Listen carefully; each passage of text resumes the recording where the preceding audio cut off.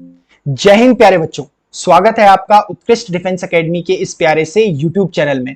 तो बच्चों, परिश्रम बैच की इस बेहतरीन सीरीज को आगे बढ़ाते हुए आज हम लेके आए आपके लिए एक नया टॉपिक फिजिक्स का, जो है आपके पास काइनेमैटिक्स यानी गतिकी। काइनेमैटिक्स से बेटा अगर आप एनडीए के एग्जाम में देखेंगे तो यहां से मैक्सिमम नंबर ऑफ क्वेश्चंस आते हुए दिखाई देते हैं। यहां से करीब करीब 4 से 5 क्वेश्चन आपको आपके एनडीए के एग्जाम में दिखाई देंगे।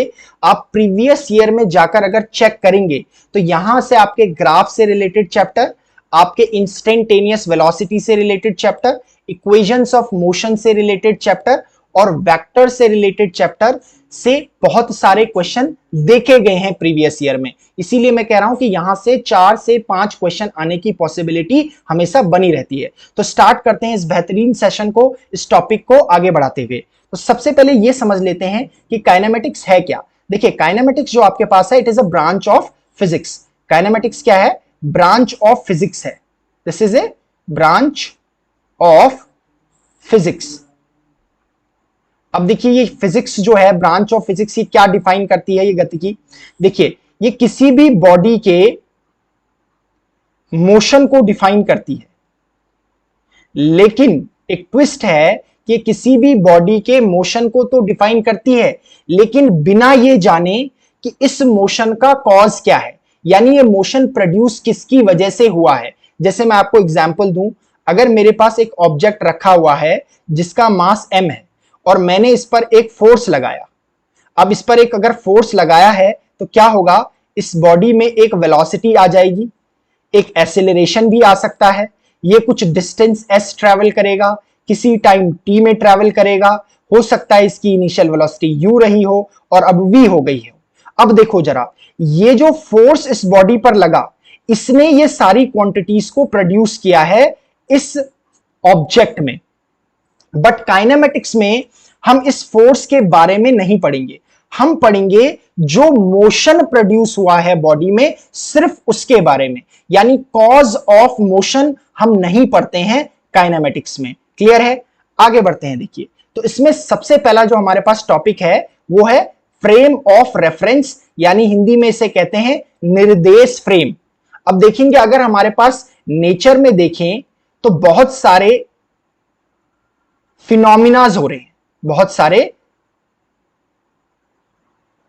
सारे फिनोमिनाज हो रहे हैं, और वी कैन से दैट कि बहुत सारे इवेंट्स हो रहे हैं, यानी जो प्रकृति है उसमें बहुत सारे घटनाएं घट रही है।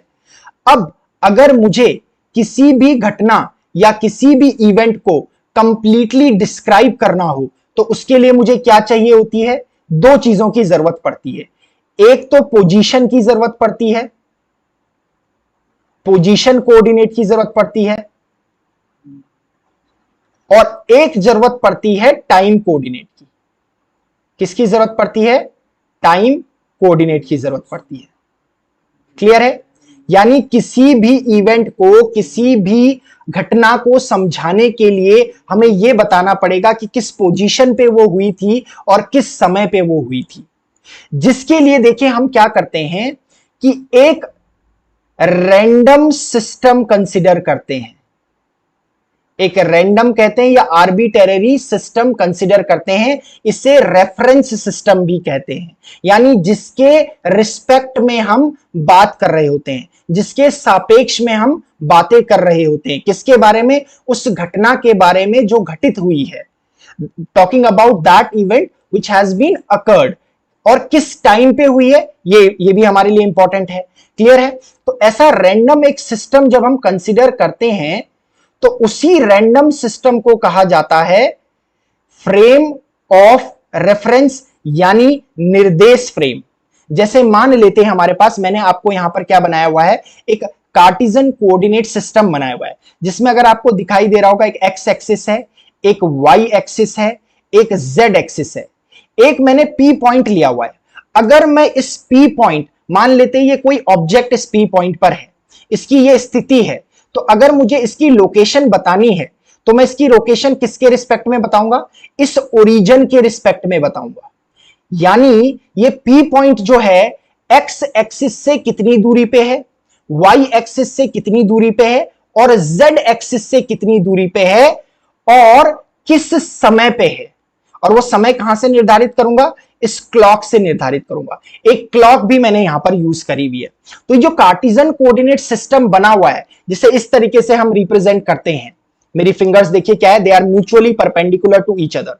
तो इसमें क्या है, हमारे पास एक एक्स एक्सिस है, एक वाई एक्सिस है और एक जेड एक्सिस है। इसी ओरिजिन के रिस्पेक्ट में हम इस पी पॉइंट की स्थिति को बता पा रहे हैं, साथ में उसका समय भी बता रहे हैं। तो ये जो सिस्टम हो गया हमारे पास, इसे निर्देश फ्रेम कहते हैं। क्योंकि अब मैं देखो आपको कहीं पर भी, यहां पर मैं मान लो एक क्यू पॉइंट लेता हूं, मान लो यहां पर मैं एक ए पॉइंट ले लेता हूं, मान लो यहां पर एक बी पॉइंट लेता हूं, तो इन सारे पॉइंट्स की, इन सारे बिंदुओं की स्थिति को बताने के लिए मैं किसके सापेक्ष बताऊंगा, अपने ओ पॉइंट के सापेक्ष बताऊंगा। दूसरा पॉइंट, अब देखिए जैसे जैसे, देखिए सिंपल वर्ड्स में मैं कहूं ना फ्रेम ऑफ रेफरेंस को, तो ये हमारे पास प्लेस ऑफ ऑब्जर्वेशन है। इसे कह सकते हैं प्लेस ऑफ ऑब्जर्वेशन, यानी जिस जगह पर खड़े होकर हम अपने परीक्षण कर रहे हैं। जैसे डेली लाइफ में अगर आप देखोगे, अगर आप अपने स्कूल में जाते हैं तो एक लैब में जाकर आप क्या कर रहे हैं, अपने प्रैक्टिकल्स को कर रहे हैं। तो वो लैब क्या होगी, आपकी फ्रेम ऑफ रेफरेंस हो गई। यानी कोई भी फिनोमिना आप जो भी कर रहे हैं, कोई इवेंट जो भी कर रहे हैं, वो उस लैब में कर रहे हैं। तो वो लैब क्या हो गया, फ्रेम ऑफ रेफरेंस हो गया, यानी प्लेस ऑफ ऑब्जर्वेशन हो गया। अब एक बात बड़ी ध्यान रखिएगा बेटा, कि जो आपका फिजिकल क्वांटिटी होती है, कोई भी जो फिजिकल क्वांटिटी होती है, वो निर्देश फ्रेम बदलने के साथ, यानी फ्रेम ऑफ रेफरेंस बदलने के साथ उस फिजिकल क्वांटिटी यानी भौतिक राशि में भी परिवर्तन आता है। मींस कि आपकी जो फिजिकल क्वांटिटी है वो चेंज हो जाती है जब आप प्लेस ऑफ ऑब्जर्वेशन और फ्रेम ऑफ रेफरेंस को चेंज करते हो। जैसे एक एग्जांपल से इसको समझ लेते हैं। मान लीजिए कि कोई मेरे पास क्या है, एक यहां पर ये कार है मान लीजिए, ठीक है, ये मेरे पास कार है और ये रनिंग कार है। रनिंग कार मींस चल रही है, ठीक है। मान लीजिए कि इस दिशा में ये चल रही है किसी v वेलोसिटी से। अब क्या है, ये किसी रोड में है हमारे पास, ठीक है, मान लेते हैं ये किसी रोड में है, रोड में चल रही है। अब साथ में क्या है कि मेरे साथ यहां पर पीछे जो है बैक सीट में जो है हम दो जने बैठे हुए हैं। क्लियरली दो जने बैठे हुए हैं, एक मैं और एक और कोई पर्सन, ठीक है। अब अगर कोई बाहर से, इस कार के बाहर से कोई मेरे मोशन को ऑब्जर्व कर रहा है, तो उस ऑब्जेक्ट के, उस पर्सन के लिए मेरी जो स्टेट ऑफ मोशन होगा, मेरी बॉडी मोशन में होगी। बिकॉज कार मोशन में है तो मैं भी उसके लिए मोशन में होऊंगा, बिकॉज मेरी पोजीशन कंटिन्यूअसली चेंज होती जा रही है। लेकिन जो पर्सन मेरे साथ कार में बैठा हुआ है उसके लिए मैं रेस्ट में हूं, बिकॉज उसके लिए मेरी पोजीशन चेंज नहीं हो रही है। अब देखो, एक ही चीज को, एक ही फिजिकल क्वांटिटी को ऑब्जर्व किया जा रहा है, मेरे मोशन को ऑब्जर्व किया जा रहा है, but from two different places. एक व्यक्ति जो बाहर खड़ा है कार के, उसके लिए place of observation, frame of reference वो रोड हो गई, लेकिन जो व्यक्ति अंदर मेरे साथ बैठा हुआ है उसके लिए फ्रेम ऑफ रेफरेंस वो कार हो गई। क्लियर है। अब देखो मैं इनकी पोजीशंस को अगर इंटरचेंज कर देता हूं, जो मुझे बाहर से ऑब्जर्व कर रहा था मेरे मोशन को, उसे कार के अंदर ले आते हैं, और जो कार के अंदर से ऑब्जर्व कर रहा था उसे बाहर ले जाते हैं। अब दोनों के लिए बिल्कुल डिफरेंट ऑब्जर्वेशंस हो जाएंगे। अब जो अंदर था उसके लिए मैं रेस्ट में था, लेकिन अब बाहर जाकर उसके लिए मैं मोशन हो गया। जो बाहर था उसके लिए मैं मोशन में था, लेकिन अंदर आके मैं उसके लिए रेस्ट में हो गया। इसका मतलब क्या हुआ कि जैसे ही आप निर्देश फ्रेम को चेंज करोगे, प्लेस ऑफ ऑब्जर्वेशन को चेंज करोगे, फ्रेम ऑफ रेफरेंस को चेंज करोगे, तो आपका ऑब्जर्वेशन भी चेंज हो जाएगा। That is why I am saying that physical quantity changes when we change the frame of reference. Clear है। आगे बढ़ते हैं। फ्रेम ऑफ रेफरेंस अब हम देखें तो हमारे पास दो टाइप के होते हैं। क्वेश्चन बेसिकली यहां से बनता है एनडीए के क्वेश्चन में, इस फ्रेम ऑफ रेफरेंस के टाइप से, ठीक है। तो पहला हमारे पास फ्रेम ऑफ रेफरेंस होता है, वो हमारे पास इनर्शियल फ्रेम ऑफ रेफरेंस है, दैट इज जड़त्वीय निर्देश फ्रेम। और जो दूसरा होता है वो है हमारे पास non inertial frame of reference, अजड़त्वीय निर्देश तंत्र। क्लियर है। इस फ्रेम को जो है तंत्र भी कह सकते हैं हिंदी में, अगर प्रॉपर हिंदी में कहें, लेकिन बुक्स में कहीं कहीं पर इसको नॉर्मली फ्रेम भी लिखा हुआ है। तो हमारे पास देखो क्या होता है, इनर्शियल फ्रेम ऑफ रेफरेंस में क्या होता है, जो पॉइंट्स मैं आपको बता इसमें बताऊंगा ना, उनको आप मेमोराइज कर लेंगे। मेमोराइज कर लेंगे तो इन्हीं से आपका क्वेश्चन जो आया हुआ है एक बार एनडीए के एग्जाम में डायरेक्टली यहां से पूछा गया है। तो ये आपके लिए कैसा टॉपिक है, बहुत ज्यादा इंपॉर्टेंट टॉपिक है परीक्षा की दृष्टि से। क्लियर है? यानी आपके जो फ्रेम ऑफ रेफरेंस निर्देश फ्रेम होते हैं, दो प्रकार के होते हैं। एक इनर्शियल फ्रेम ऑफ रेफरेंस होता है जिसे आप हिंदी में जड़त्वीय निर्देश फ्रेम कह रहे हो, और एक non inertial frame of reference है जिसे आप अजड़त्वीय निर्देश फ्रेम कह रहे हो। अब देखो इसमें क्या होता है, जो भी मोशन होता है बॉडी का, जो इनर्शियल फ्रेम ऑफ रेफरेंस होता है, जो भी मोशन होता है बॉडी का इस फ्रेम में, वो क्या होता है, it can be completely explained by first law of motion. देखिए इसमें इनर्शियल फ्रेम ऑफ रेफरेंस में क्या होता है, आपका first law of motion apply होता है, जिसे आप लॉ ऑफ इनर्शिया भी कहते हो, या जिसे आप कहते हो जड़त्व का नियम। क्लियर है? यानी इसमें आप क्या करते हो कि आपके किसी बॉडी का मोशन जो है वो कंप्लीटली एक्सप्लेन किया जा सकता है, उसके मोशन को पूरी तरीके से एक्सप्लेन किया जा सकता है न्यूटन के प्रथम नियम के अनुसार, जिसे आप जड़त्व का नियम भी कहते हैं। जिसमें क्या कहा जाता है कि अगर कोई बॉडी आपकी मोशन में है तो वो मोशन को ही कंटिन्यू करते रहेगी जब तक कि उस पर कोई बाह्य बल ना लगाए जाए, और यदि कोई वस्तु आपकी विराम की अवस्था में है तो वो विराम की अवस्था में ही रहती है जब तक कि उस पर कोई बाह्य बल ना लगाए जाए। ठीक है आपके पास? तो फर्स्ट लॉ ऑफ मोशन से किसी के बॉडी के भी मोशन को आप एक्सप्लेन कर सकते हो। यहां पर दूसरी चीज है, जो आपका फोर्स होता है बॉडी पे उसे जीरो कंसीडर किया जाता है। अगर फोर्स जीरो है बॉडी पे तो एक्सेलरेशन भी यहां पर जीरो होता है। इट मींस दैट यहां पर आपका अनएक्सेलरेटेड मोशन होता है। कैसा होता है? अनएक्सेलरेटेड मोशन होता है। इसको याद रखेंगे ये पॉइंट आपके पास कि पहला जो आपका मोशन ऑफ द बॉडी है, इट इज कंप्लीटली डिफाइंड और explained with the help of first law of motion in case of inertial frame of reference. Fourth point है कि इसमें आपके नॉन रोटेटिंग मोशन आता है। क्या आता है आपके पास? नॉन रोटेटिंग मोशन आता है। क्या आता है? नॉन रोटेटिंग मोशन आपके पास किसमें आता है? इनर्शियल फ्रेम ऑफ रेफरेंस में आता है। अगर आप बात करो non inertial frame of reference, तो यहां पर first law of motion valid नहीं है। First law of motion is not valid, नहीं लगा सकते हो आप। Can't be explained, can't be explained. ठीक है? यानी बॉडी के मोशन को, गति को आप गति के प्रथम नियम से नहीं एक्सप्लेन कर सकते। दूसरा यहां पर जो पॉइंट है, जो फोर्स होता है वो नॉन जीरो होता है। तीसरा जो एक्सीलरेशन होता है वो नॉन जीरो होता है। इसका मतलब है कि एक्सीलरेशन की कुछ ना कुछ वैल्यू होती है, तो मतलब मेरे पास जो मोशन होता है वो एक्सीलरेटेड होता है। कैसा होता है? एक्सीलरेटेड मोशन होता है। फोर्थ जो पॉइंट होता है, यहां पर रोटेटिंग मोशन को भी कंसिडर किया जाता है। यहां पर रोटेटिंग मोशन को भी कंसिडर किया जाता है। तो आपके फ्रेम ऑफ रेफरेंस दो टाइप के हो गए, इनर्शियल फ्रेम ऑफ रेफरेंस यानी जड़त्वीय निर्देश फ्रेम, और non inertial frame of reference अजड़त्वीय निर्देश फ्रेम। इन पॉइंट्स को अगर आप बेहतरीन ढंग से याद कर लोगे तो एग्जाम में इससे रिलेटेड क्वेश्चन लगाने में आपको कोई भी प्रॉब्लम नहीं होने वाली है।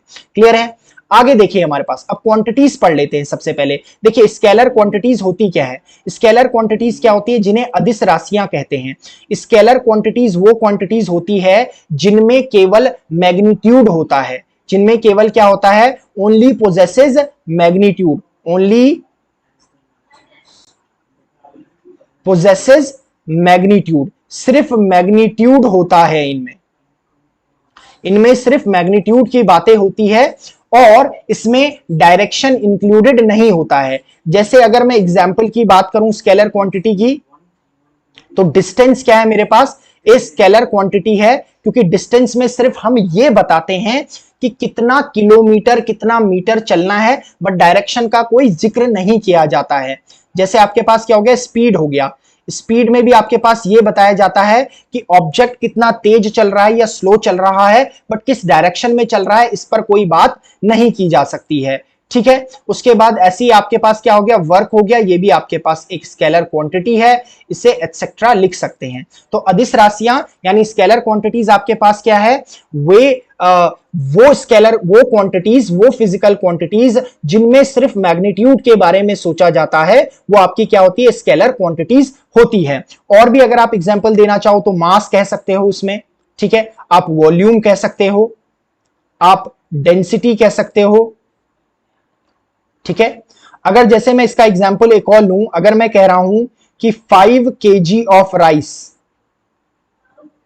5 किलो चावल, अगर आप दुकान में जाकर 5 kg ऑफ राइस मांगते हो तो आपको क्या है, दुकानदार कोई बिना क्वेश्चन करे हुए आपको 5 kg ऑफ राइस दे देगा, because this 5 kg of rice is a complete information. ये कंप्लीट इंफॉर्मेशन है, वो आपसे इसके अलावा कुछ पूछेगा नहीं कि कुछ और इंफॉर्मेशन दो, वो आपको 5 kg ऑफ राइस वे करेगा और दे देगा। अब आप देख रहे हो कि मैंने एक स्केलर क्वांटिटी को कैसे डिनोट किया है, इसमें आपको एक तो एक न्यूमेरिकल वैल्यू दिखाई दे रही होगी, क्या दिखाई दे रही है, न्यूमेरिकल वैल्यू दिखाई दे रही है, ठीक है। दूसरा आपको इसमें एक यूनिट दिखाई दे रही है, यानी किसी स्केलर क्वांटिटी को लिखने के लिए हमें एक तो न्यूमेरिकल वैल्यू की जरूरत होती है और एक यूनिट यानी मात्रक की जरूरत होती है।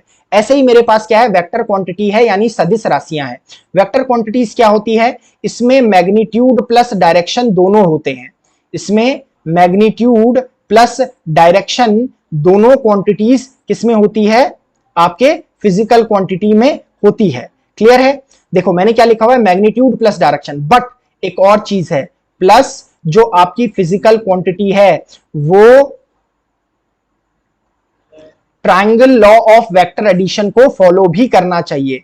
Triangle law of vector addition को फॉलो उसने करना चाहिए। किसको फॉलो करना चाहिए, triangle law of vector addition को फॉलो करना चाहिए।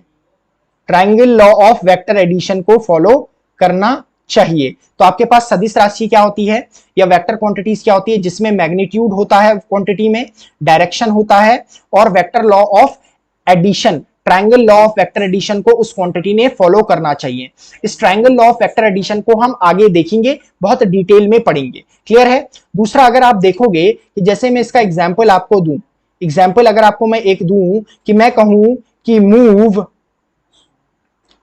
this pen from this position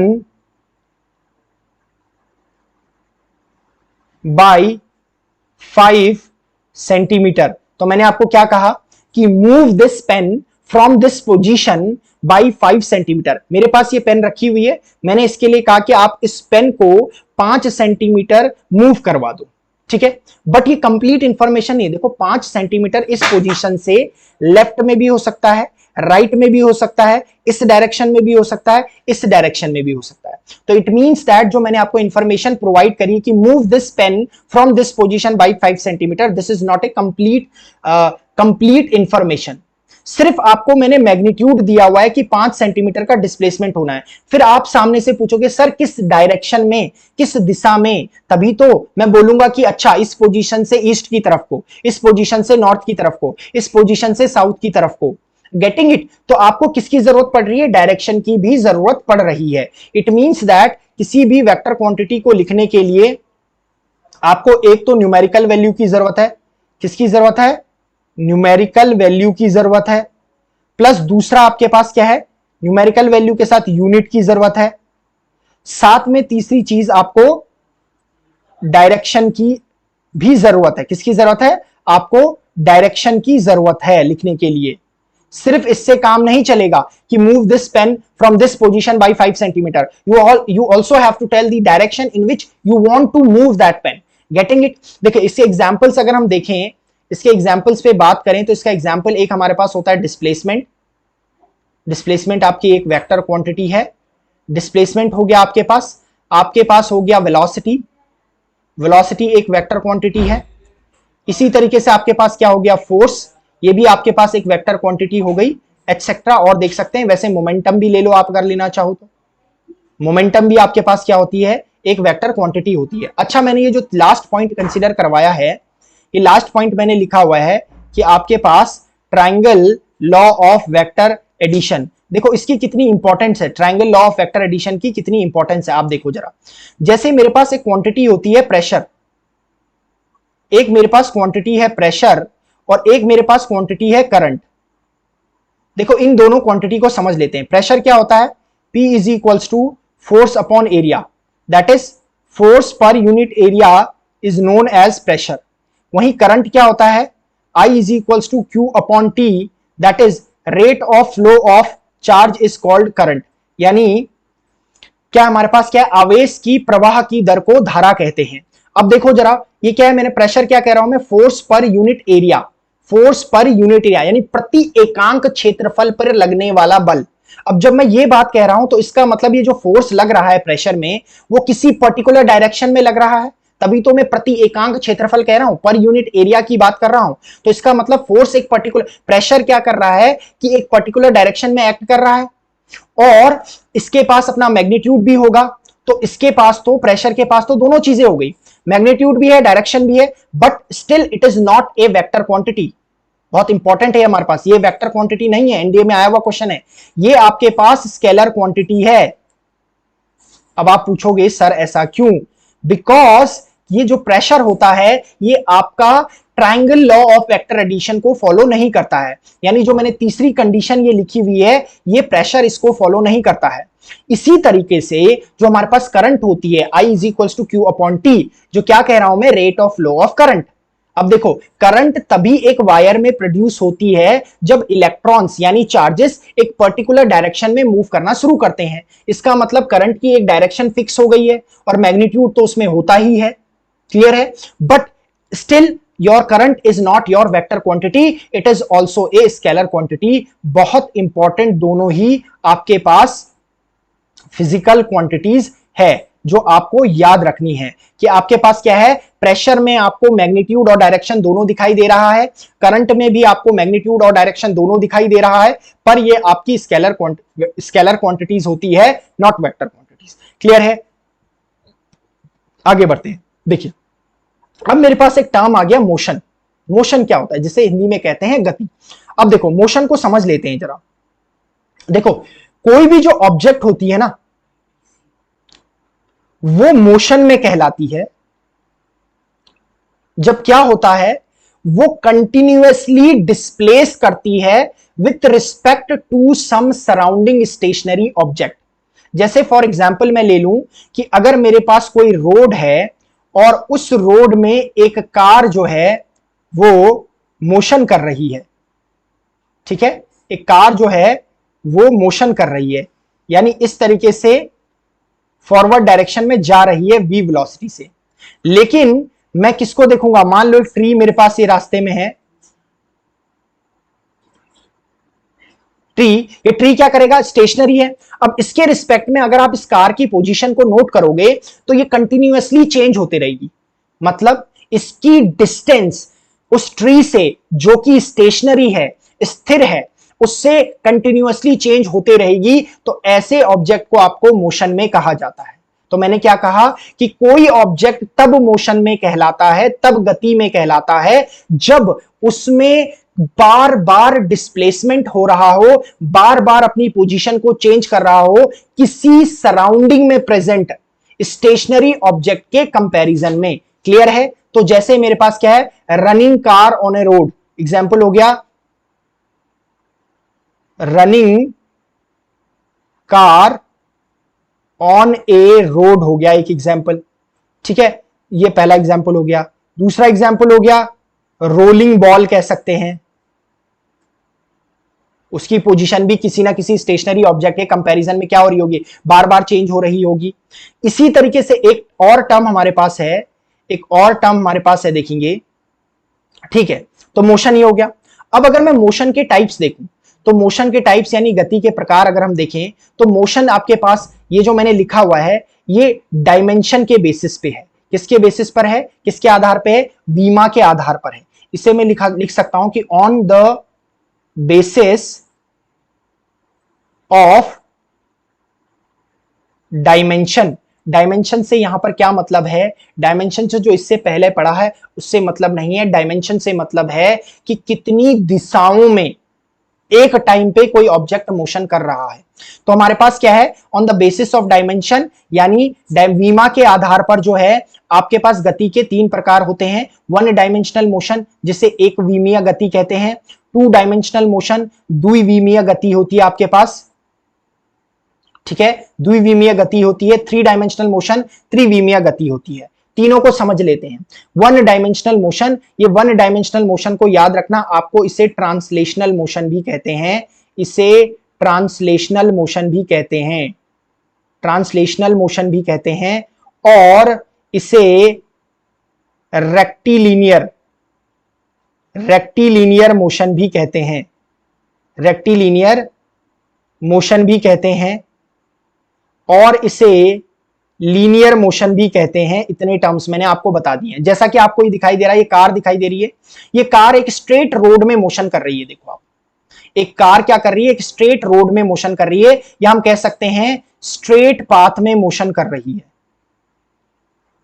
और जब ऑब्जेक्ट स्ट्रेट पाथ में मोशन करती है तो ऐसे मोशन को ही वन डायमेंशनल मोशन कहा जाता है, एक विमीय गति कहा जाता है। अगर आपकी ऑब्जेक्ट क्या कर रही है, स्ट्रेट लाइन में मोशन कर रही है, अगर मैं इसे कार्टेशियन कोऑर्डिनेट सिस्टम के उसमें कंपेयर करूं, ठीक है, तो ये मेरे पास क्या है, अगर मैं इसे कार्टेशियन कोऑर्डिनेट सिस्टम में कंपेयर करूं तो अगर आप देखोगे तो देखो मेरे पास क्या है, 3 एक्सिस बना देता हूं मैं, ये एक्स एक्सिस हो गया, ये वाई एक्सिस हो गया, ये जेड एक्सिस हो गया, ये ओरिजिन हो गया। अब देखो, जब ऑब्जेक्ट किसी एक पर्टिकुलर एक्सिस के अलोंग मोशन कर रहा होगा, कि लेट अस से करके कि ऑब्जेक्ट जो है सिर्फ एक्स एक्सिस के अलोंग मोशन कर रहा है, तो this motion is said to be one dimensional motion, क्योंकि एक पर्टिकुलर डायरेक्शन में मोशन कर रहा है।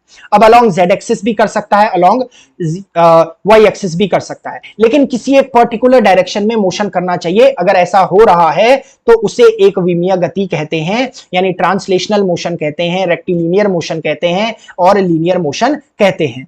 आगे बढ़ते हैं। अब देखिए हमारे पास होता है टू डायमेंशनल मोशन, यानी द्विविमीय गति। द्विविमीय गति क्या होती है, जब ऑब्जेक्ट का मोशन जो है किसी प्लेन में हो रहा हो, क्या हो रहा हो, मोशन किसी प्लेन में हो रहा हो, ठीक है, मोशन किसी प्लेन में हो रहा हो। यानी इस समय हमारे पास, अगर मैं कार्टेशियन कोऑर्डिनेट सिस्टम की बात करूं, इसे एक्स एक्सिस ले लूं, इसे वाई एक्सिस ले लूं, और इसे जेड एक्सिस ले लूं, और ये मेरे पास मेरा ओरिजिन हो गया। तो अगर मान लो कि प्लेन यहां पर ऑब्जेक्ट है, तो अभी देखोगे आप मेरे पास कि ये जो आपके पास है, ये पी पॉइंट बॉडी का, ये आपके पास इसका मोशन एक्स एक्सिस के अलोंग भी हुआ है और वाई एक्सिस के अलोंग भी, सॉरी जेड एक्सिस के अलोंग भी हुआ है। इसका मतलब है ये 2 डायमेंशन में मोशन कर रहा है, x axis as well as z axis. तो ऐसे मोशन को कहा जाता है टू डायमेंशनल मोशन। जैसे आपको मैंने यहां पर एक मोशन बना रखा है, इस टाइप के मोशन को कहा जाता है प्रोजेक्टाइल मोशन। इसे क्या कहा जा सकता है, क्या कहा जाता है, प्रोजेक्टाइल मोशन। इसे कहा जाता है प्रक्षेपीय गति, प्रक्षेपीय गति कहा जाता है इसे, ठीक है। तो ये एक एग्जांपल है एक तरीके से किसका, टू डायमेंशनल मोशन का। अगर आप देखोगे तो बॉल की पोजीशन मैं एक्स एक्सिस से भी बता सकता हूं। देखो जरा, एक तो बॉल की पोजीशन एक्स एक्सिस में होगी अलोंग दिस एक्स एक्सिस इस तरफ को, और एक बॉल की पोजीशन क्या होगी, वाई एक्सिस के अलोंग भी होगी, तो कॉमा वाई लिखा जा सकता है। क्लियर है, यानी वाई एक्सिस में भी इसका बॉल का मोशन हो रहा है। तो मतलब बॉडी क्या कर रही है, 2 विमाओं में ट्रैवल कर रही है, 2 डायमेंशन में ट्रैवल कर रही है। तो ऐसे मोशन को क्या कहा जाता है, टू डायमेंशनल मोशन कहा जाता है। इसी तरीके से, अच्छा, टू डायमेंशनल मोशन का और आपके पास क्या है, जैसे अगर आप देखोगे और एग्जाम्पल देखोगे तो जो बिलियर्ड्स बॉल होती है, बिलियर्ड्स बॉल होती है यानी स्नूकर जिसे बोलते हैं, वो भी आपके उस टेबल के ऊपर वो क्या करती है, टू डायमेंशनल मोशन करती है, क्योंकि कभी वो क्या कर रही है, लेंथ के अलोंग जा रही है, कभी विड्थ के अलोंग जा रही है। तो वो भी हमारे पास कैसा मोशन है, वो टू डायमेंशनल मोशन है। क्लियर है। अब आ गया हमारे पास 3 डायमेंशनल मोशन। अब 3 डायमेंशनल मोशन वो मोशन है जिसमें आपका जो ऑब्जेक्ट है वो तीनों की तीनों डायरेक्शन में मोशन करता है। Object moves in x, y and z dimension simultaneously, एक साथ क्या करता है, मोशन करता है। जैसे मैंने एक एग्जांपल ले रखा है, इस बॉक्स में क्या है, एक बटरफ्लाई है, एक तितली है। अब देखो ये क्या कर रही है, मेरे पास जो बॉक्स ले रखा है मैंने 3 डायमेंशनल ले रखा है। आप देखो इसकी अपनी क्या है, एक लेंथ भी है, इसकी अपनी एक विड्थ भी है, इसकी अपनी एक हाइट भी है। तो इसका मतलब ये जो बटरफ्लाई का मोशन अंदर मुझे इस बॉक्स के अंदर दिखाई देगा वो 3 डायमेंशनल होगा, क्योंकि इसका मोशन एक्स एक्सिस के अलोंग भी हो रहा है, वाई एक्सिस के अलोंग भी हो रहा है और जेड एक्सिस के अलोंग भी हो रहा है। तो ऐसा अगर कहीं होता है तो हमारे पास क्या होता है, वो 3 डायमेंशनल मोशन होता है। जैसे मोशन इन स्पेस कह सकते हैं, मोशन इन जो स्पेस होता है किसी भी बॉडी का, वो आपके पास कैसा मोशन होता है, वो 3 डायमेंशनल मोशन होता है। क्लियर हो गया? तो आपने मोशन के कितने टाइप देख लिए, 3 टाइप देख लिए, 1 dimensional motion, 2 dimensional motion, 3 dimensional motion.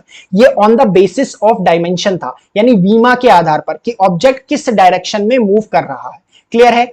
आगे बढ़ते हैं। देखो अब क्या है हमारे पास, यूनिफॉर्म मोशन, एक समान गति। यूनिफॉर्म मोशन क्या होता है? यूनिफॉर्म मोशन वो मोशन है जब body equal interval of time में इक्वल डिस्टेंस ट्रेवल करती है। क्या है हमारे पास कि equal distance travelled, equal distance covered in equal interval of time, in equal interval of time. Clear है? अगर बॉडी क्या करती है, इक्वल डिस्टेंस ट्रेवल करती है इक्वल इंटरवल ऑफ टाइम में, तो ऐसे मोशन को कहा, ऐसे आपका मोशन को कहा जाता है यूनिफॉर्म मोशन। ऐसे मोशन को कंटिन्यू रखना थोड़ा सा टफ है, ऐसे मोशन को कंटिन्यू रखना थोड़ा सा टफ है, क्योंकि जो भी आप मोशन अपने सराउंडिंग में देखोगे उसमें ऐसा करना पॉसिबल नहीं है कि इक्वल डिस्टेंस आप इक्वल इंटरवल ऑफ टाइम में ट्रैवल कर रहे हो। क्लियर है? तो यूनिफॉर्म मोशन आपके पास क्या हो गया, यूनिफॉर्म मोशन वो मोशन होता है जब बॉडी इक्वल डिस्टेंस ट्रैवल करती है इक्वल इंटरवल ऑफ टाइम में। क्लियर है? देखो नेक्स्ट हमारे पास है नॉन यूनिफॉर्म मोशन। सिंपल सा है, नॉन यूनिफॉर्म मोशन यानी असमान गति क्या होती है, जब बॉडी अनइक्वल डिस्टेंस कवर करता है, unequal distance covered in equal interval of time, in equal interval of time. Clear है? तो आपके पास नॉन यूनिफॉर्म मोशन क्या हो गया, नॉन यूनिफॉर्म मोशन वो मोशन होता है जिसमें बॉडी अनइक्वल डिस्टेंस ट्रेवल करती है इक्वल इंटरवल ऑफ टाइम में। क्लियर है? अब नेक्स्ट चलते हैं, हमारे पास रेस्ट आ गया। हमारे पास देखिए रेस्ट क्या होता है, विराम। विराम आपके पास क्या होता है कि अगर कोई ऑब्जेक्ट, कोई भी ऑब्जेक्ट, मान लो ये टेबल है, मान लीजिए ये टेबल है और इस टेबल के ऊपर आपने कोई ऑब्जेक्ट रख दिया है। ठीक है? अब ये ऑब्जेक्ट बगल में मेरे पास क्या रख देते हैं, एक ट्री है मेरे पास, एक ट्री बना दिया। अब इस ट्री के रिस्पेक्ट में इस ऑब्जेक्ट की जरा पोजीशन देखो, क्या ये चेंज हो रही है? नहीं चेंज हो रही है। जब किसी बॉडी की पोजीशन किसी स्टेशनरी ऑब्जेक्ट जो कि सराउंडिंग में प्रेजेंट है उसके रिस्पेक्ट में चेंज नहीं होती है, तो ऐसे ऑब्जेक्ट को रेस्ट में कहा जाता है, यानी विराम में कहा जाता है। क्लियर है? अब एक चीज हमेशा ध्यान रखना, हमने मोशन पढ़ा और साथ में हमने रेस्ट भी पढ़ा, यानी हमने गति पढ़ा और हमने साथ में अब विराम भी पढ़ लिया। तो दोनों ही टर्म कैसे टर्म्स है, ऐसा कहा जाता है कि दोनों टर्म्स रिलेटिव टर्म्स है, रिलेटिव टर्म्स है। ये दोनों एब्सोल्यूट नहीं है, these are not absolute terms, they are relative terms. इसका क्या मतलब है कि कोई भी वस्तु आप उसे मोशन में नहीं कह सकते, इंडिविजुअली आप उसे मोशन में नहीं कह सकते, किसी भी वस्तु को आप इंडिविजुअली रेस्ट में नहीं कह सकते। जैसा मैंने आपको एग्जांपल दिया था कि कार वाला एग्जांपल दिया था कि जब हम कार में बैठे हुए हैं तो एक ऑब्जेक्ट, एक पर्सन के लिए जब मैं कार के अंदर हूं उसे मैं मोशन में दिखाई दे रहा हूं, लेकिन वही एक ऑब्जेक्ट अंदर बैठा हुआ है, एक पर्सन मेरे साथ कार में बैठा है, उसके लिए मैं मोशन में हूं। देखो पर्सन सेम है, जिसके मोशन को ऑब्जर्व किया जा रहा है वो सेम है, बट अलग अलग ऑब्जर्वेशन, अलग अलग ऑब्जर्विंग प्लेसेस से ऑब्जर्व किया जा रहा है, यानी फ्रेम ऑफ रेफरेंस अलग अलग है। तो इट मींस दैट किसी को एग्जैक्टली ऐसा कहना, एब्सोल्यूट वे में कहना कि ये मोशन में है, हो सकता है वो किसी के लिए रेस्ट में हो। तो that is why I am saying कि motion and rest are relative terms, not absolute terms. Next हमारे पास देखो डिस्टेंस एंड डिस्प्लेसमेंट आ गया। अगर हम डिस्टेंस को देखें तो डिस्टेंस हमारे पास क्या है, ये होता है actual path travelled by the body, actual path covered by body, यानी एक्चुअली में जिसमें बॉडी चलकर गई हुई है, जिसमें एक्चुअली में मोशन किया हुआ है। इसको समझेंगे जरा। ऐसे ही मेरे पास क्या है, डिस्प्लेसमेंट है। डिस्प्लेसमेंट क्या होता है, shortest distance travelled by the body, shortest distance between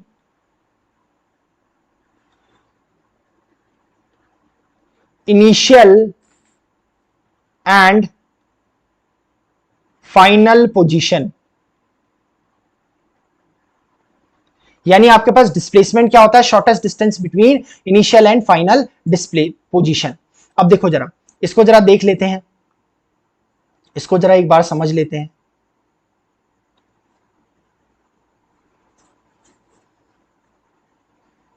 एक डायग्राम जरा मैं बना रहा हूं, जरा ध्यान से देखेंगे इसे।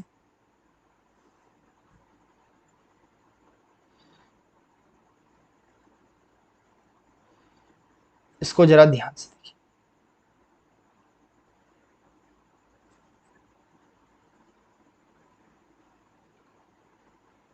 देखिए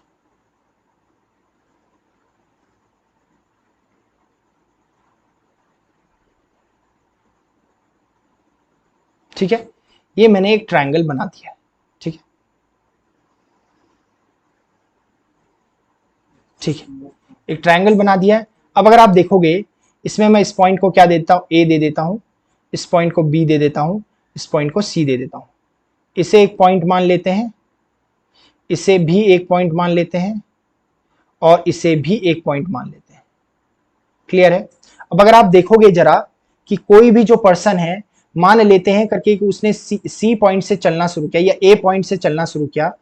पहले वो ए टू बी गया और बी टू सी गया। ठीक है, ए टू बी जो उसने 4 मीटर ट्रैवल किया और बी टू सी जो उसने 3 मीटर ट्रैवल किया। अब अगर आप देखोगे तो इसने जो डिस्टेंस ट्रैवल किया है, जो डिस्टेंस ट्रैवल किया है इस ऑब्जेक्ट ने, वो आपके पास A B plus B C है, that is equals to 4 plus 3 is equals to 7 metre. देखो डेफिनेशन के अकॉर्डिंग चल रहा हूं। डेफिनेशन में क्या कहा गया कि actual path travelled by the body, actual path covered by the body. Actual path तो यही कवर किया, ए टू बी गया ऑब्जेक्ट और बी टू सी गया ऑब्जेक्ट, यानी 4 मीटर इसके ए बी के अलोंग गया और 3 मीटर बी सी के अलोंग गया, तो 4 प्लस 3 कितना हो गया, 7 मीटर हो गया। लेकिन अगर डिस्प्लेसमेंट की बात आएगी बेटा, अगर डिस्प्लेसमेंट की बात आएगी तो डिस्प्लेसमेंट क्या कहता है कि shortest distance covered between initial and final position. अब देखो चलना यहां से शुरू किया ए पॉइंट से, तो इनिशियल पोजीशन ये है हमारे पास, इनिशियल पोजीशन ये है, और ये मेरे पास सी क्या है, मेरे पास फाइनल पोजीशन है, तो ये मेरे पास क्या है, फाइनल पोजीशन है। इसका मतलब है ए सी क्या होगा, मेरा डिस्प्लेसमेंट होगा। लेकिन ए सी निकलेगा कैसे, ये निकलेगा पाइथागोरस थ्योरम से, अंडर रूट ऑफ 4 का स्क्वायर प्लस 3 का स्क्वायर। अगर आप इसको कैलकुलेट करोगे तो ये आपके पास आ जाएगा 16, क्या आ जाएगा, 16 प्लस, ये आ जाएगा आपके पास अंडर रूट ऑफ 16 प्लस 9, और ये आ जाएगा आपके पास equal to under root of 25। It means that ये आपके पास क्या आ गया, 5 मीटर आ गया। क्लियर है। तो देखिए आपने क्या करा, डिस्प्लेसमेंट को कैसे फाइंड आउट करा, इनिशियल और फाइनल पोजीशन के बीच में डिस्टेंस निकाल दिया, लेकिन जो डिस्टेंस को फाइंड आउट किया उसमें एक्चुअल पाथ ट्रेवल्ड को फाइंड आउट किया। ठीक है, अभी अभी हमने डिस्कस किया था, जो आपकी डिस्टेंस होती है वो कैसी क्वांटिटी होती है, एक स्केलर क्वांटिटी होती है, क्योंकि इसमें डायरेक्शन का कोई लेना देना नहीं होता है। जो डिस्प्लेसमेंट होती है वो आपकी वेक्टर क्वांटिटी होती है, बिकॉज अगर आपको ए और बी इनिशियल और फाइनल पोजीशन के बीच में डिस्टेंस को शॉर्टेस्ट रखना है, तो शॉर्टेस्ट को रखने के लिए आपको एक स्पेसिफिक डायरेक्शन में मूव करना पड़ेगा। दैट इज व्हाई आपकी जो ये डिस्टेंस हो जाएगी, ये जो डिस्टेंस है ए टू सी, ये आपके पास डिस्प्लेसमेंट हो जाएगी। दोनों की यूनिट की बात करें डिस्टेंस और डिस्प्लेसमेंट की, तो दोनों की बहुत सारी यूनिट होती है, किलोमीटर होती है, मीटर होती है, सेंटीमीटर होती है, ऐसे ही बहुत सारी यूनिट्स होती है आपके किसकी, डिस्टेंस एंड डिस्प्लेसमेंट की। आगे बढ़ते हैं हमारे पास। अब देखिए हमारे पास ये क्या था, हमारे पास डिस्टेंस एंड डिस्प्लेसमेंट था। अच्छा, इसी के साथ हमारे पास क्या है, स्पीड एंड वेलोसिटी है हमारे पास। क्या आ गया, स्पीड एंड वेलोसिटी आ गया। अब अगर स्पीड की बात करें, देखो दोनों को समझ लेते हैं। स्पीड और वेलोसिटी होता क्या है, स्पीड एंड वेलोसिटी यानी चाल एवं वेग। देखो तो स्पीड हमें क्या बताता है, स्पीड की पहली डेफिनेशन क्या हो गई हमारे पास, speed tells us that how much fast is the object moving. क्या बताता है, how much fast is the object moving, how much fast और slow the object is moving, यानी कोई भी वस्तु कितना तेज या धीमे चल रही है स्पीड बताती है। जैसे एग्जांपल ले लो आप कि एक कार 50 किलोमीटर पर आवर से चल रही है, एक कार 40 किलोमीटर पर आवर से चल रही है, तो आपने स्पीड देखी ना कि ये 50 किलोमीटर पर आवर से चल रही है, तो इसके कंपैरिजन में जो 40 किलोमीटर पर आवर से चल रही है उसके कंपैरिजन में ये तेज है और वो स्लो है। यानी स्पीड आपको बेसिकली क्या बता रहा है कि स्पीड आपको बता रहा है कि कोई ऑब्जेक्ट कितना तेज या स्लो चलता है। वेलोसिटी में क्या होता है कि वेलोसिटी होता है हमारे पास कि वेलोसिटी हमें यह बताती है कि हाउ मच फास्ट और slow the object is moving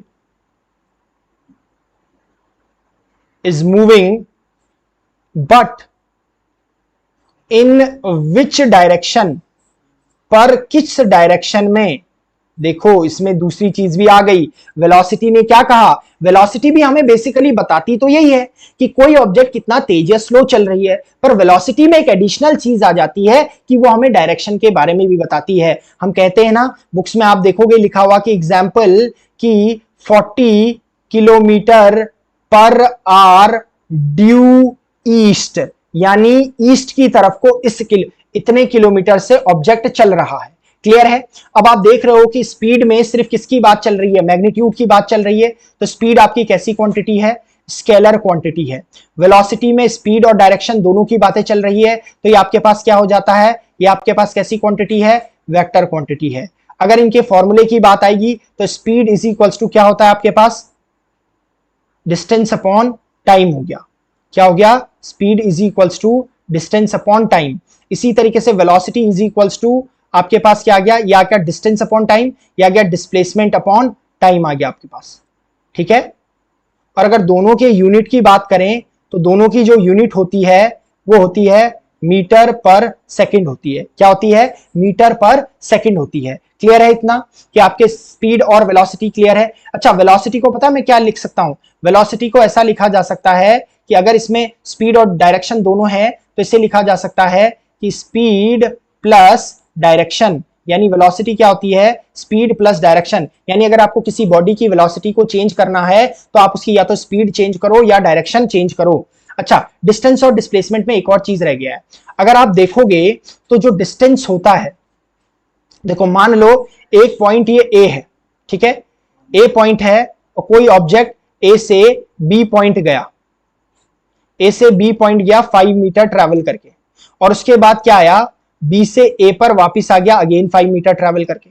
अगर मैं देखूं कि इसमें डिस्टेंस कितना ट्रेवल हुआ है तो डिस्टेंस हो जाएगा 5 + 5, that is actual path travelled by the body, that is 10 metre का हो जाएगा। लेकिन अगर मैं डिस्प्लेसमेंट की बात करूं बेटा, अगर डिस्प्लेसमेंट की बात करूं,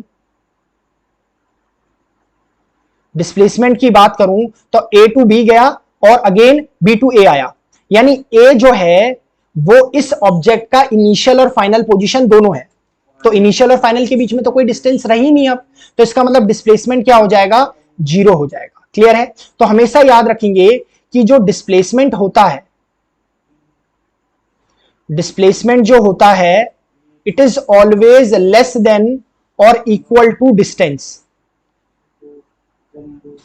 ठीक है, बहुत इंपॉर्टेंट पॉइंट है कि जो डिस्प्लेसमेंट होता है वो मैग्नीट्यूड ऑफ डिस्टेंस से छोटा होता है या इसके बराबर होता है। बराबर का केस कब बनेगा, बराबर का केस देख लो कि अगर ऑब्जेक्ट क्या कर रही है, ए टू बी जा रही है और ए टू बी हमारे पास जो है वो डिस्टेंस है 5 मीटर, तो ए टू बी जा रही है तो डिस्टेंस कितना हो जाएगा, डिस्टेंस 5 मीटर हो जाएगा। डिस्प्लेसमेंट कितना हो जाएगा, फाइनल पॉइंट बी है, इनिशियल पॉइंट ए है, तो इनके बीच का डिस्टेंस क्या हो गया, 5 मीटर हो गया। तो अगेन इसका मतलब है कि आपके पास देखो इस केस में डिस्टेंस डिस्प्लेसमेंट आपके पास क्या आ रहा है, 5 मीटर आ रहा है। अब क्योंकि एक चीज देख लो जरा, क्योंकि डिस्टेंस आपके पास क्या है, एक स्केलर क्वांटिटी, डायरेक्शन का कोई लेना देना नहीं है, तो ये हमेशा पॉजिटिव आती है। लेकिन डिस्प्लेसमेंट जो है आपके पास कैसी क्वांटिटी है, वेक्टर क्वांटिटी है, तो it can be positive, it can be negative and it can also be zero.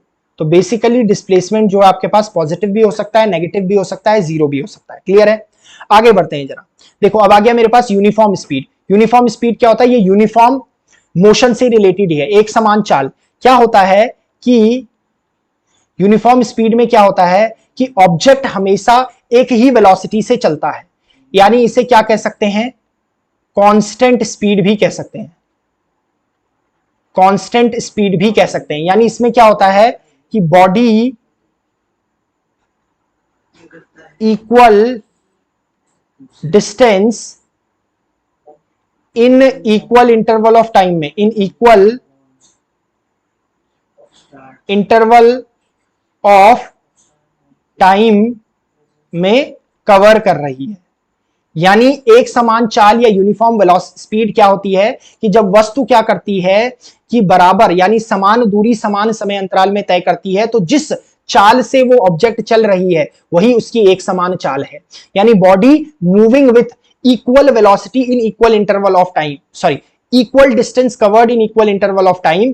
तो आपकी ऑब्जेक्ट भाई क्या होगा, देखो equal distance equal interval of time में तभी तो कवर होगा जब आप क्या करोगे, स्पीड को क्या रखोगे, कांस्टेंट रखोगे। तो कांस्टेंट जब स्पीड रहेगी तो इसका मतलब है equal distance equal interval of time में ट्रैवल हो रहा है। तो ऐसे ही मोशन को हम कहते हैं यूनिफॉर्म मोशन। इसके बाद अगर हम हमारे पास देखें नॉन यूनिफॉर्म मोशन और वेरिएबल मोशन, इसमें क्या होता है कि बॉडी क्या करती है, अगर अनइक्वल डिस्टेंस ट्रैवल कर रही है, अनइक्वल डिस्टेंस ट्रैवल कर रही है इन equal interval of time, equal interval of time में, तो ऐसे स्पीड से जो ऑब्जेक्ट मूव कर रही है उसे बोलते हैं वेरिएबल स्पीड और नॉन यूनिफॉर्म स्पीड। क्या होता है कि when an object travels unequal distance in equal interval of time, तो जिस वेलोसिटी से जिस स्पीड से ऑब्जेक्ट मूव कर रहा है उसे बोल रहे हैं नॉन यूनिफॉर्म और वेरिएबल स्पीड। जो आपको अपने सराउंडिंग में जितना भी मोशन दिखाई देता है ट्रैफिक में, वो सारा नॉन यूनिफॉर्म स्पीड से चल रही है, क्योंकि अनइक्वल डिस्टेंस ट्रेवल हो रहा है इक्वल इंटरवल ऑफ टाइम में। क्लियर है? आगे बढ़ते हैं। इंस्टेंटेनियस स्पीड क्या है, मान लो कि आप क्या कर रहे हो, एक मोशन कर रहे हो, मान लो कि आप एक मोशन कर रहे हो, मान लेते हैं कि आप मोशन कर रहे हो एक,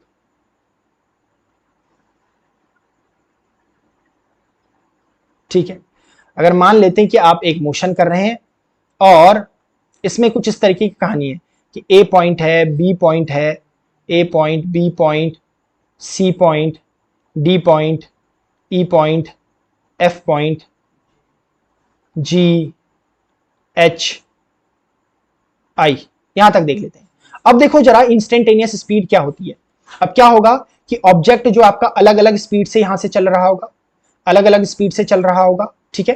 तो जब अलग अलग स्पीड से यहां से चल रहा होगा तो देखो जरा कि अगर मैं पूछ दूं डिफरेंट स्पीड से चल रहा है, object having non uniform speed, लेकिन अगर मैं ऑब्जेक्ट की स्पीड किसी पर्टिकुलर टाइम पीरियड पे पूछूं, क्या पूछूं, speed at particular time is known as instantaneous speed. यानी तात्क्षणिक चाल वो चाल होती है कि अगर कोई ऑब्जेक्ट अलग अलग स्पीड से मूव कर रहा हो किसी पाथ पर, यानी मैं कहूं कि नॉन यूनिफॉर्म मोशन कर रहा हो, असमान गति कर रहा हो या असमान वेग से चाल से चल रहा हो, तो अगर किसी इंस्टेंट पे मैं पूछूं कि भाई t is equals to 1 second पर क्या स्पीड थी ऑब्जेक्ट की, वो इंस्टेंटेनियस क्या हो गई है, स्पीड हो गई है। इंस्टेंट का मतलब होता है किसी पल पे। क्लियर है आपके पास? इसे लिखने का तरीका देखो, इसे लिखा जाता है कि इंस्टेंटेनियस स्पीड को लिखा जाता है VINT is equals to DS over DT। क्या लिखा जाता है इसे? DS ओवर DT लिखा जाता है। और इसका जो एग्जैक्ट तरीका है लिखने का, वो लिखा जाता है V instantaneous is equals to limit del t approaches to 0 del S over del t। इसे ही लिखा जाता है DS ओवर dt। क्लियर है? ये फॉर्मूला आप याद रखोगे, ये फॉर्मूला आपके आगे न्यूमेरिकल्स को बनाने में हेल्प करने वाला है। वेरी इंपॉर्टेंट फॉर्मूला ये आपका पास क्या है कि एनडीए में यहां से क्वेश्चन पूछे जाते हैं। आगे बढ़ते हैं। अब क्या होता है? औसत वेग क्या होता है? औसत चाल क्या होता है कि मान लो क्या कर रहा है कि कोई ऑब्जेक्ट जो है डिफरेंट डिफरेंट डिस्टेंसेस कवर कर रहा है किसी इंटरवल ऑफ टाइम में, तो एवरेज स्पीड जो है, एवरेज स्पीड को कहा जाता है total distance covered over total time taken. Clear है? ये आपके पास फॉर्मूला होता है एवरेज स्पीड का। बहुत ज्यादा टाइम नहीं लेंगे इनको समझाने में क्योंकि ये बहुत बेसिक सी चीजें हैं। तो आपके पास हो गया total distance covered upon total time taken. Uniform velocity क्या होती है? यूनिफॉर्म वेलोसिटी भी सेम हमारे पास है कि जब कोई ऑब्जेक्ट क्या करता है, जब कोई ऑब्जेक्ट इक्वल डिस्टेंस कवर करता है, equal distance covered in equal interval of time, in equal interval of time, तो जिस वेलोसिटी से ऑब्जेक्ट मूव कर रहा होता है उसी वेलोसिटी को यूनिफॉर्म वेलोसिटी कहा जाता है। उसी को क्या कहा जाता है? यूनिफॉर्म वेलोसिटी को कहा जाता है। ठीक हो गया कि if a object is covering equal distance in equal interval of time, तो जिस वेलोसिटी से ऑब्जेक्ट मूव कर रहा होता है उसे यूनिफॉर्म वेलोसिटी कहते हैं, एक समान वेग कहते हैं, या कह सकते हैं कि कांस्टेंट वेलोसिटी। क्लियर है? आगे हमारे पास आ गया नॉन यूनिफॉर्म और वेरिएबल वेलोसिटी। इसमें क्या होता है कि जब आपके पास जो ऑब्जेक्ट होता है वो अनइक्वल डिस्टेंस ट्रेवल करता है, अनइक्वल डिस्टेंस ट्रेवल करता है इन equal interval of time, equal interval of time में, तो जिस वेलोसिटी से ऑब्जेक्ट मूव कर रहा होता है उसी वेलोसिटी को नॉन यूनिफॉर्म वेलोसिटी कहा जाता है, उसी को नॉन यूनिफॉर्म वेलोसिटी कहा जाता है। क्लियर है? यही चीज मैं आपको बता दूं कि जो आपको आपके ट्रैफिक में दिखाई दे रही है वो सारा नॉन यूनिफॉर्म वेलोसिटी से मूव कर रहे हैं। क्लियर है? आगे बढ़ते हैं। इंस्टेंटेनियस वेलोसिटी, इसमें भी केस वही है कि आपको अगर किसी इंस्टेंट पे आप क्या निकाल रहे हो, वेलोसिटी निकाल रहे हो, तो इसके लिए फॉर्मूला होता है डेल एस अपॉन, एक मिनट, ठीक है, limit del t approaches to 0 del s upon del t, जिसे लिखा जाता है अगेन ds अपॉन dt लिखा जाता है। क्लियर है? सेम स्पीड की तरह ही है, अंतर नहीं है कि जब क्या हो रहा हो कि बॉडी अलग अलग वेलोसिटी से मूव कर रही हो किसी पाथ पे, तो जिस पर्टिकुलर इंस्टेंट पे, जैसे आप अपने घर से अगर स्कूल जा रहे हो और अगर घर से स्कूल जाते समय आपकी वेलोसिटी अलग अलग होती है, नॉन यूनिफॉर्म होती है। क्लियर है? लेकिन अगर मैं पूछूं कि आप t is equals to 5 second पर आपकी वेलोसिटी क्या थी, तो मैंने किसी इंस्टेंट पे पूछ लिया है, तो ऐसी वेलोसिटीज को कहा जाता है इंस्टेंटेनियस वेलोसिटी। ये मैंने जो लिखा हुआ है limit del t approaches to 0, यानी डेल टी को अप्रोचेस टू 0 करने का मतलब है कि इनफाइनिटसिमली स्मॉल टाइम पीरियड है, ये स्मॉल टाइम पीरियड है ये, उसमें इस वेलोसिटी को बताया जा रहा है। क्लियर है? आगे बढ़ते हैं। अब मेरे पास आ गया difference between speed and velocity. देख लेते हैं क्या हो सकता है। स्पीड एंड वेलोसिटी में क्या डिफरेंस हो सकता है? देखो, अगर देखें हम तो स्पीड क्या होता है हमारे पास? स्पीड आपके पास क्या है? एक स्केलर क्वांटिटी है। क्या है? एक स्केलर क्वांटिटी है, और जो वेलोसिटी आपके पास है वो एक वेक्टर क्वांटिटी है। ठीक है, क्या आपके पास एक वेक्टर क्वांटिटी है। दूसरी चीज, स्पीड जो है हमेशा क्या होती है, पॉजिटिव होती है, लेकिन जो वेलोसिटी होती है वो पॉजिटिव एंड नेगेटिव दोनों हो सकती है। क्लियर है, पॉजिटिव एंड नेगेटिव दोनों हो सकती है। थर्ड हमारे पास पॉइंट है कि अगर मान लो कि स्केलर क्वांटिटी मेरे पास है, अगर मेरे पास कोई ऑब्जेक्ट किसी सर्कुलर पाथ में मूव कर रहा है, ठीक है, और यहां से उसने मूव करा, ए से मूव करा और ए पर ही आ गया, तो मैं जो एवरेज वेलोसिटी लिखूंगा इट इज नॉट जीरो, ये जीरो नहीं होगी। लेकिन वही इस केस में अगर मैं एवरेज वेलोसिटी लिखूं तो इट विल बी जीरो, क्योंकि ए से ए आने पर डिस्प्लेसमेंट क्या हो गया इस केस में, डिस्प्लेसमेंट क्या हो गया इस केस में, जीरो हो गया।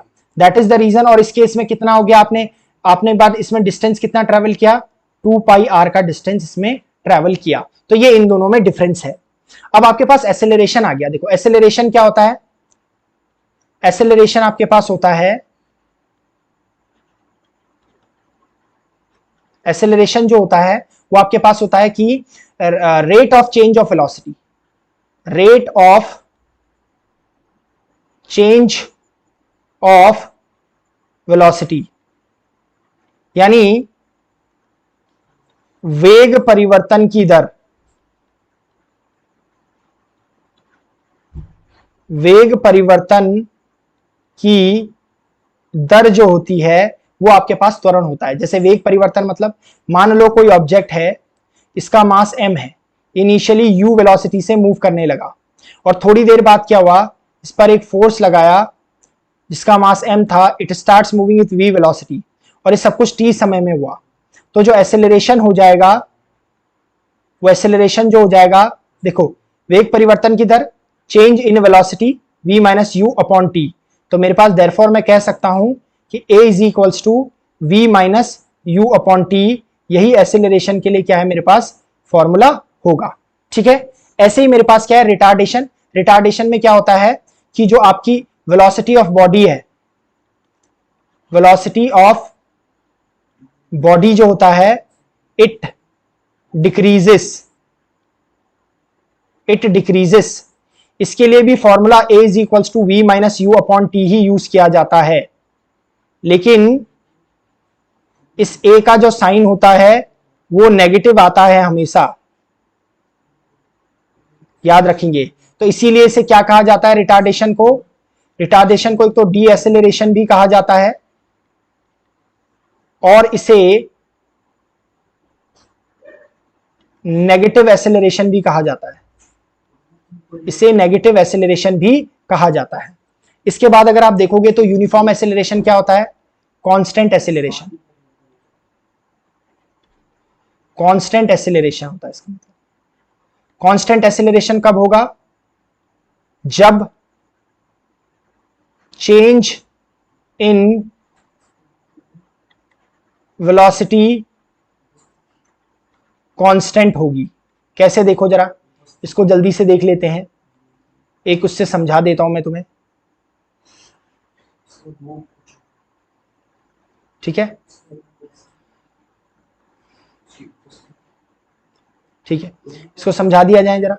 एक पॉइंट ये है, एक पॉइंट ये है, ठीक है, 1 2 3 4 कर लेते हैं। यहां पर 0 लिख लेते हैं, यहां पर 2, यहां पर 4, यहां पर 6, यहां पर 8 और यहां पर 10 हो गया। ये मैंने क्या लिख दिया है, ये वेलोसिटी लिख दी है फॉर एग्जांपल। अब टाइम लिखूं 0 1 2 3 4 5। अब चेंज इन वेलोसिटी देखो जरा, यहाँ पे 2 माइनस 0 2 मीटर पर सेकंड का चेंज आ रहा है, 4 माइनस 2 2 मीटर पर सेकंड का चेंज आ रहा है, 6 माइनस 4 2 मीटर पर सेकंड का चेंज आ रहा है, 6 माइनस 8 2 मीटर पर सेकंड का चेंज आ रहा है, 10 माइनस 8 2 मीटर पर सेकंड का चेंज आ रहा है। ये चेंज देखो 1 माइनस 0 1 सेकंड में हो रहा है, 1 सेकंड 1 सेकंड 1 सेकंड। अब पहली सिचुएशन के लिए जरा इस पॉइंट को ए बोल देते हैं, इसे बी बोल देते हैं, इसे सी, इसे डी, इसे ई, इसे एफ। अब जरा एसेलरेशन निकालते हैं इस केस में। देखो एसेलरेशन ए बी का निकालो जरा, ए बी का एसेलरेशन क्या होता है, v minus you upon T, v minus you upon T 1, ये आ गया मेरे पास 2 मीटर पर सेकेंड स्क्वायर हो गया। क्लियर है, मीटर पर सेकेंड स्क्वायर एसेलरेशन की यूनिट है। ऐसे ही ए बी सी अगर मैं निकालूं तो 4 माइनस 2 अपॉन 1 हो जाएगा, अगेन 2 मीटर पर सेकेंड स्क्वायर आ जाएगा। इसी तरीके से अगर आप इसमें भी निकालोगे तो 2 मीटर पर सेकेंड स्क्वायर आएगा, यहां भी निकालोगे तो 2 मीटर पर सेकेंड स्क्वायर आएगा, और यहां भी निकालोगे तो 2 मीटर पर सेकेंड स्क्वायर आएगा। इट मींस दैट आपका यूनिफॉर्म एसेलरेशन क्या होता है, जिसे मैं क्या कह रहा हूं, कांस्टेंट एसेलरेशन। उसमें चेंज इन स्पीड और change in velocity of the body क्या होती है, कांस्टेंट होती है, लेकिन आपके पास एसेलरेशन भी कांस्टेंट होता है। क्लियर है, आगे बढ़ते हैं जरा। वेरिएबल एसेलरेशन क्या होता है, ठीक उसी की तरह कि अब इस समय क्या हो रहा होगा कि इसमें एसेलरेशन जो होगा वो वेरिएबल होगा, वेरिएबल होगा, ठीक है। यानी हमारे पास क्या होगा, जो चेंज इन वेलोसिटी होगा वो भी वेरिएबल होगा, ठीक है। तो हमारे पास क्या होगा कि एसेलरेशन भी वेरिएबल होगा और चेंज इन वेलोसिटी भी वेरिएबल होगी जब वेरिएबल एसेलरेशन होगा। तो एक हमारे पास है एसेलरेशन ड्यू टू ग्रेविटी। अब आप देखो जरा, कोई ऑब्जेक्ट अगर आपके पास है तो जब आप इसे क्या करते हो, फ्री फॉल करवाते हो, फ्री फॉल मतलब ये नीचे को इस तरीके से मोशन करने लगे, ठीक है, इस तरीके से मोशन करने लगे। देखो कोई ऑब्जेक्ट है, जैसे ये आपके पास है, अगर आप इसे छोड़ दो तो ये नीचे जाने लगेगी। नीचे क्यों जा रही है, क्योंकि इस पर क्या कौन सा एक्ट कर रहा है फोर्स, इस पे ग्रेविटेशनल फोर्स एक्ट कर रहा है, जिसकी वजह से ये बॉडी क्या कर रही है, कंटिन्यूअसली डाउनवर्ड डायरेक्शन में एसेलरेट कर रही है। इसका मतलब इसमें क्या है, हमारे पास एक एसेलरेशन है, और एसेलरेशन कौन सा है, ग्रेविटी की वजह से, ड्यू टू ग्रेविटी, जिसे हम किससे रिप्रेजेंट करते हैं, स्मॉल जी से रिप्रेजेंट करते हैं, और वैल्यू हम लगभग 9.8 मीटर पर सेकेंड स्क्वायर लिखते हैं।